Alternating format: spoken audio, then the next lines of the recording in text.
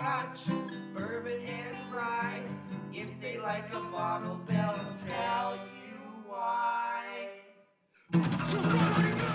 Paul Simon, one of the greatest lyricists of all time, put out an album called Rhymin' Simon. Well, he can get away with that. We can't. Hey, everybody! Welcome to another episode of Trenny and C. I'm Trenny. This is C. I know I always say that we got a special one for you today, but we do. We tend to have a lot of special whiskeys for you guys to watch us drink. Yeah. So we have what has been a lottery bottle around here for the last couple of years, and we kind of lucked out twice on this. Yeah. I stumbled across a bottle of the 1792 Sweet Wheat. Just show the people. Just in passing through the liquor store in the summer sometime. So I don't really know why the bottle was there. Maybe it got lost in the spirit release or got returned or something like that. And then we won a bottle in this year's lottery. So we've got one that we'll put away for a later date, and this one is due to be cracked today. We're excited about that because sometimes we don't always get doubles of things, and we put things away for a future date and then never get to try it. Time, yeah. And this one we get to actually drink. We're drinking cool. And you know what? Our Dram Club members, who are a part of our Patreon channel, if you're not a member, join up because you get wonderful little gifts and prizes once in a while. Yes. So our Dram Club members are going to get to try this. For as little as $1, there is a lot of opportunity to win stuff. Yes. I'm going to pop it over here by the mic. Sure. We're mic'd up, and that's a bad angle. I'm just going to put it down. I'm going to put it down so you can see it. Okay, here we go. 3, 2, 1, quiet on set. Oh, that's a nice hefty beauty. Pop. Indeed. So, 1792 was actually... Tell the story about when you were reading up. It's like, I can't remember the exact date, so I'm going to make this up a bit. But it's like 1792 distillery, originally founded 1879 or whatever. Right. But it's because 1792 is when I believe Kentucky became a part of the Confederation, the Confederation of the Americas or whatever. But I mean, that is kind of funny. Yeah, it's pretty funny. It's like the main thing on the label, like 1792, established 1879. Okay. So this one, as you may or may not know, what? I don't think you know. It's kind of on the bottle. Sweet Wheat is the name of it. They've replaced the rye component with a wheat component, and other bourbons that have done that, like Weller and Maker's Mark and stuff like that. It has a little bit of a softer, apparently a softer edge to it than a rye might. And It's sweeter. We've seen wheat used in other whiskeys too, in Canadian whiskeys. And the danger with wheat, like when wheat is done really well, it's amazing stuff, like top of the line. And when it's not really done well, it falls off a cliff like it's a little flat, like sometimes. You're drinking water. Yeah, exactly. So there's a slippery slope with wheat. And did you mention the percentage on this one? I did not. 45.6%. Okay, which is right in the sweet spot. It's a sweet spot right there. So sweet wheat, that sweet spot. could help with the nose and flavor. Yeah. Okay. So let's nose it up. The schnoz in there. I think it's got a really... I think sweet definitely, like, either it's just, like, playing in my mind, but I think it's got a sweeter nose It's got kind of like a candied... candy is the word candied, for it. like, rhubarb kind of nose to it or something, like... Yeah, because there's almost something, like, floral happening in there a little bit, or something kind of like... A little, like, I don't want to say soapy, but floral soapy, like a... 1792 sometimes gets a like tiny bit of that banana thing going on. There's some.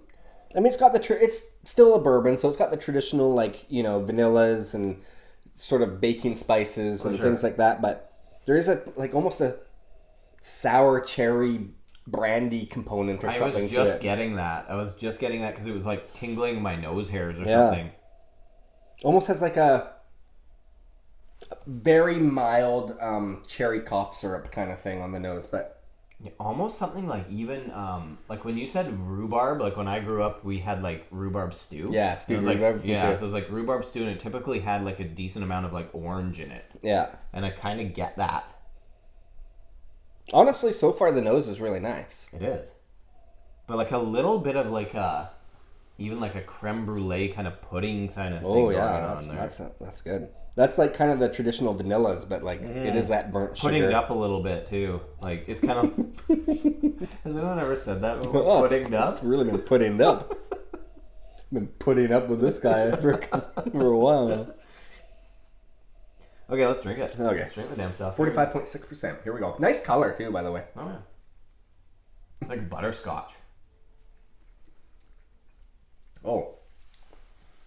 That's I could tell when it hit my lips that it was soft, but it has this like.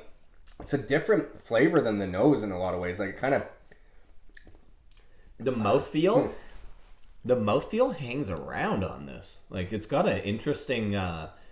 Like the roof of my mouth is tingling right now a little bit. Like it's got a nice kind of presence. Like we've tried the 1792, and I remember like using a real objective word or whatever. Anyways, subjective where it's like it's very elegant. I've always found because it's really rich and like big flavors. But this with the wheat has toned it down slightly, but it has kind of like a Terry's chocolate orange kind of taste to it a little bit.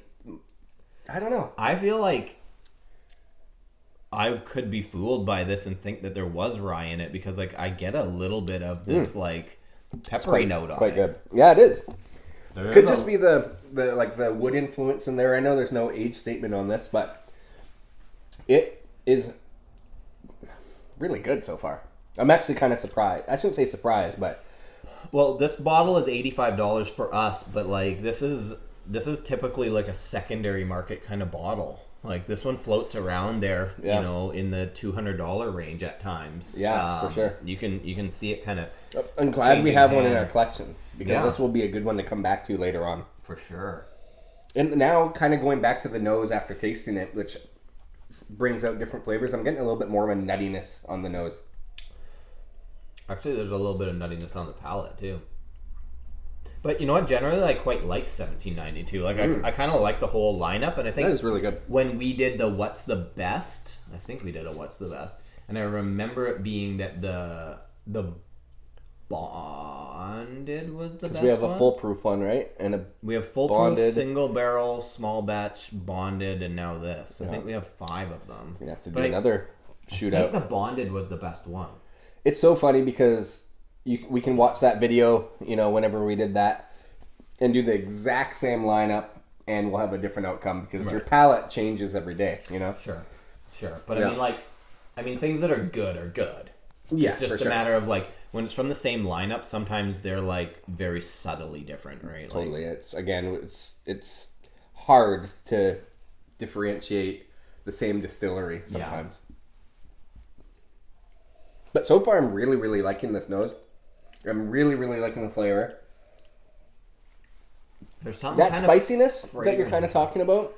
Yeah, I get that sometimes in a Maker's Mark, which is also weeded, but it has like this kind of drying sensation. And that's what they mention on the bottle is the drying, but I don't know so much as it's a drying as it is a spice, but maybe it's both. I don't know. We're just kind of getting to know it. This is first impressions. So really good. It's good. Yeah, I like it so far. So if you can get it in your like I read when I was looking up when the distillery was opened and stuff like that, you can get this in some states for like $35 apparently. Yeah.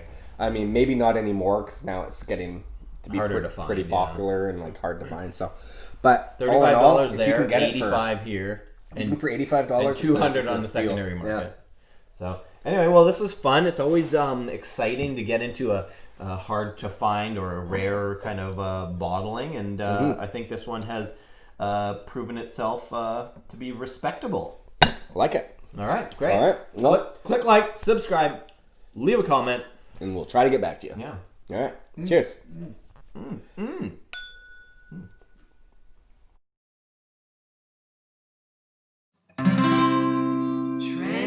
and see